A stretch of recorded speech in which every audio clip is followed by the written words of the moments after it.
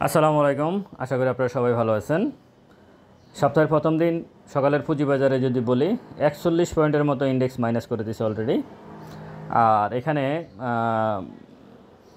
প্রায় 100 কোটি টাকার 102-3 কোটি টাকার লেনদেন হলো এখন পর্যন্ত, প্রায় 1.5 ঘন্টায়, 11:30টায়।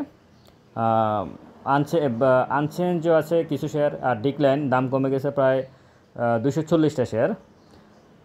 অল্প কিছু শেয়ার শুধু পজিটিভ নামে মাত্র আছে, 10 পয়সা 20 পয়সা করে প্লাস করে রাখছে। আমি আসলে যে বিষয়টা গুরুত্বপূর্ণ বলতে চাচ্ছি সেটা হচ্ছে আপনারা কোনো স্টকে এই মুহূর্তে, বিশেষ করে ট্রেডিং স্টকে যারা ট্রেড করতেছেন, তারা কোনোভাবেই শেয়ার সেল দিবেন না, বাইও করবেন না। আপনি এই মুহূর্তে বাই করবেন, আপনি কোনো সাপোর্ট জোন খুঁজে পাবেন না। আর সেল দিয়ে আপনি বের হয়ে যাবেন, ফলাফল খুব বেশি কিছু হবে না। কারণ ঘুরে ফিরে আপনি যদি মার্কেট থেকে সারা জীবনের জন্য চলে যান, সেটা ভিন্ন বিষয়। কিন্তু আপনি যদি মার্কেটে ঠিক থাকতে চান, তাহলে আপনারা অযথা এই মুহূর্তে এসে, এই জায়গায় এসে, ইন্ডেক্স এই পজিশানে এসে 4,900-র নিচে চলে আসছে ইন্ডেক্স, এখানে এসে আপনারা খুব ভালো কিছু সেল দিয়ে খুব ভালো কিছু অর্জন করতে পারবেন না। ঘুরে ফিরে আপনাদেরকে যে স্টকটা এখন আপনি 10 টাকা সেল দিয়ে দিবেন, সেটাই আবার দেখা গেছে 15 টাকা দিয়ে কিনতে হইতে পারে। তো সুতরাং এই মুহূর্তে একটু স্টপ হয়ে যাবেন। কেন? সেলও দিবেন না, বায়ও করবেন না, বিশেষ করে ট্রেডিং স্টক। এই দেখেন 1 মিনিট ছাড়টা কিন্তু একই জায়গায়, একই রেখায় হয়ে গেছে। কিন্তু আমি গতকালকে বলছিলাম কোনো সেল বাই, একদম নো সেল নো বাই, কোনো কিছুই করা যাবে না, একদম স্ট্রেট বন্ধ সব কিছু।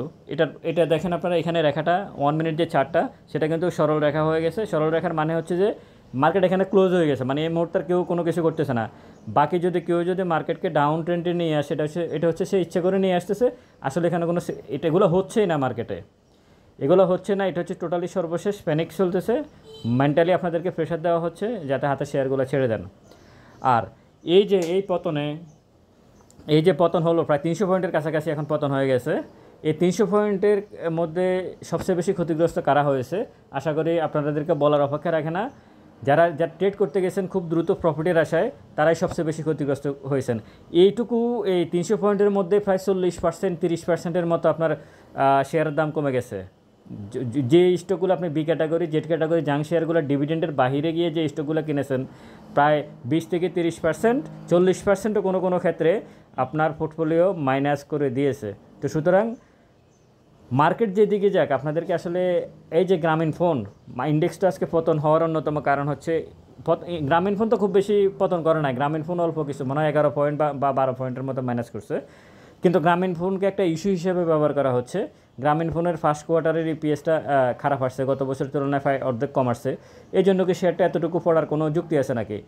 আর ভালো স্টকের সাথে, ভালোর মধ্যেও আসলে যে ক্যালকুলেশন, অ্যানালাইসিসের যে বিষয়টা, সেটা আসলে এই যে দেখে শুনে বুঝে, গ্রামীণ ফোন হলেই কিনতে হবে ব্যাপারটা এমন না, পদ্ম অয়েল হলেই কিনতে হবে, যমুনা অয়েল হলেই কিনতে হবে, ইবিএল, উত্তরা ব্যাংক বা ভালো স্টক যেগুলো আমি সবসময় বলি, এগুলো নাম শুনলেই কিনতে হবে ব্যাপারটা এমন না।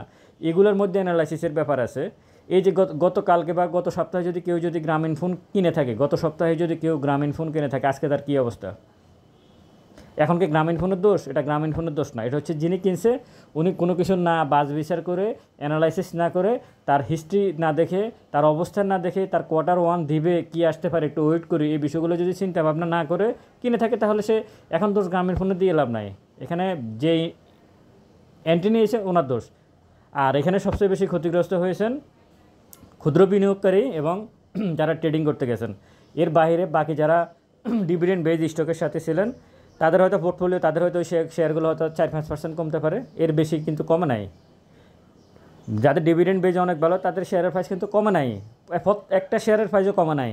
কমার কথা না, কারণ এটা কমবেও না, এটাই হচ্ছে বাস্তবতা। তো সব কিছু মিলে আমি আপনাদেরকে সকালের ভিডিওতে এখন এই মুহূর্তে যেটা অনুরোধ করবো, সেটা হচ্ছে আপনারা কোনো শেয়ার বাই সেল দেবেন না। বাই সেল দিচ্ছে না, সেটা অলরেডি বোঝা যাচ্ছে। এই যে 1 মিনিট যে চার্টটা, এখানে বোঝা যাচ্ছে যে একই সরল রেখা হয়ে গেছে এই মুহূর্তে 1 মিনিট চার্টটা। তার মানে এখন মার্কেট এখানে ডেস্ট্রয় হয়ে গেছে, আর মার্কেট নিচে যাওয়ার কোনো পসিবিলিটি নেই।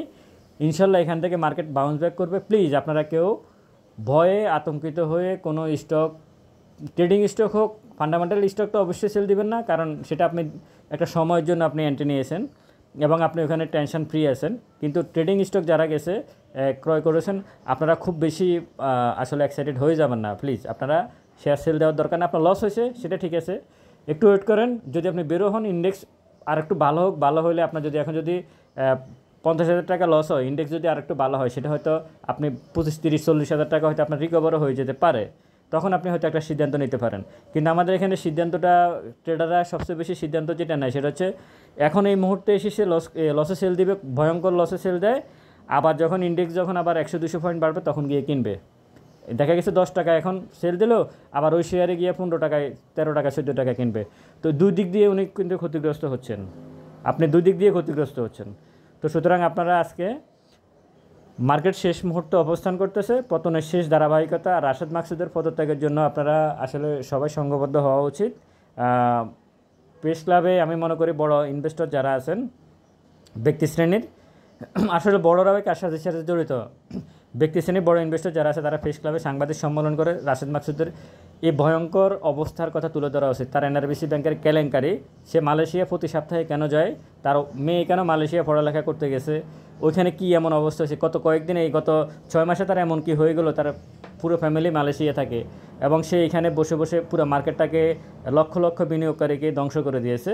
সুতরাং এই বিষয়ে আপনারা সাংবাদিক সম্মেলন করে আসলে আমাদের জায়গা থেকে আমরা যতটুকু সম্ভব বলার চেষ্টা করতেছি, আপনারা আপনাদের জায়গায় এই কারসাজির সাথে প্রত্যেকে জড়িত। শুধু আমার ভিডিও যারা শোনেন, আমরা ছাড়া এই কারসাজির সাথে মার্চেন্ট ব্যাংক, ব্রোকারেজ হাউসগুলো প্রত্যক্ষ এবং পরোক্ষভাবে জড়িত। এই কারসাজির সাথে মার্চেন্ট ব্যাংকগুলো প্রত্যক্ষ পরোক্ষভাবে জড়িত, আইসিবি জড়িত, এবং কি বলে আপনার ব্যক্তি শ্রেণীর বড় বিনিয়োগকারী যারা তারা জড়িত।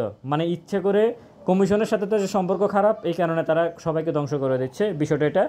আপনার ব্রোকারেজ হাউসগুলোকে কিছুদিন আগেও, 2-3 দিন আগেও যখন ক্ষুদ্র বিনিয়োগকারীরা সংগঠন আন্দোলনের জন্য ডাক দিয়েছে, ব্রোকারেজ হাউসগুলোকে বলছে আপনারাও আসেন, তাদের কর্মচারীদেরকে, তাদের এমডি এবং চেয়ারম্যান তাদেরকে নিষেধ করছে এই আন্দোলনে যাওয়া যাবে না। তার মানে এই পতনের সাথে, এই অসভ্যতামির সাথে তারা প্রত্যক্ষ এবং পরোক্ষভাবে জড়িত, এবং এটা সবসময় জড়িত। এই ব্রোকারেজ হাউসগুলো সবসময় জড়িত, আমি সবার কথা বলতেছি না, অন্তত 90% ব্রোকারেজ হাউস জড়িত। আইসিবি কী ভূমিকা রোল প্লে করতেছে, তার 3,000 কোটি টাকার কী হলো, সে কি কোনো ব্যাখ্যা দিচ্ছে? কোনো ব্যাখ্যা দিচ্ছে না। তো আমি আপনাদেরকে যেটা বলবো, মার্কেট শেষ একদম রায় অবস্থায় আছে, আপনারা 1 মিনিট চার্টে দেখতেছেন। সুতরাং সব কিছু মিলাই ইন্ডেক্সেরও পতন যতটুকু হওয়ার হয়েছে, আপনারা এখন আর সেল দিবেন না, একটু ওয়েট করেন, যেখানে আছে সেখান থেকে হলেও কিছুটা রিকভার আপনারা পেতে পারেন। আর সারা জীবন, সারাদিন, সবসময় মানে মার্কেটে যদি টিকে থাকতে চান, এই মার্কেটে যদি থাকতে চান, ডিভিডেন্ড বেজ স্টকের সাথে থাকবেন। কারণ ট্রেডিং স্টকের সাথে থাকলে কতটুকু ভয়ঙ্কর পরিণতি হতে হয় বা কতটুকু ভয়ঙ্কর পরিণতি ভোগ করতে হয়, সেটা নিশ্চয়ই এই গত 2 সপ্তাহের মার্কেট দেখে শিক্ষা নেবেন, ভবিষ্যতের জন্য শিক্ষা নেবেন। এবং অবশ্যই ট্রেডিং করবেন না। ট্রেডিং করলে ট্রেডিংয়ের পরিণতি কী হয়, আগামী মানে সামনের দিনগুলোয় জন্য আপনারা আসলে এখান থেকে শিক্ষা নেবেন। এর বাহিরে আর কিছু বলার নাই। ভালো থাকবেন সবাই। আসসালামু আলাইকুম।